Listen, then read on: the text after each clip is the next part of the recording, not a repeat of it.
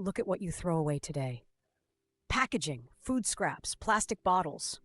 Once it leaves your sight, you assume it's gone. It isn't. Waste doesn't disappear. It moves. Traditional systems follow a straight line: extract, produce, consume, dispose.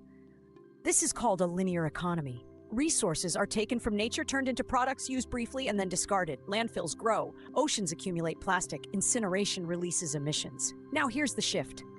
A circular economy asks a different question. What if waste was never treated as waste? Instead of dispose, we design for reuse, repair, remanufacture, recycle. Materials stay in the system longer. Extraction slows. Pressure on ecosystems decreases. This idea was strongly developed by thinkers like Walter R. Stahel, who argued that economic growth does not have to depend on increasing material consumption. His work reframed waste as lost value, not just lost space. Now zoom in. Waste management has stages: collection, sorting, treatment, recovery.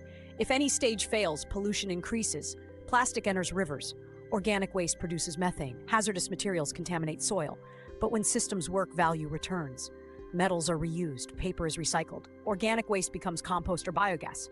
Now zoom out. Waste is not just an environmental issue. It's a supply chain issue, a resource efficiency issue, an energy issue, a cost issue. Landfills take land. Pollution increases healthcare costs. Inefficient systems waste materials that required energy to produce. That's why circular economy strategies are now embedded in global planning. Organizations like the United Nations, through agencies such as the United Nations Environment Program, promote sustainable production, material efficiency, and waste reduction as part of long-term development frameworks. Their focus is simple: reduce extraction, reduce pollution, increase efficiency. Now here's the key point. Recycling alone is not enough. If products are designed to break quickly, waste continues. If materials are mixed and hard to separate, recovery fails. Circular systems must begin at the design stage. Before we end, zoom out one last time. Waste teaches a practical lesson. Nothing truly disappears. It either returns as pollution or returns as resource. Environmental science exists to evaluate these flows, measure inefficiency, and guide systems that protect both ecosystems and economies.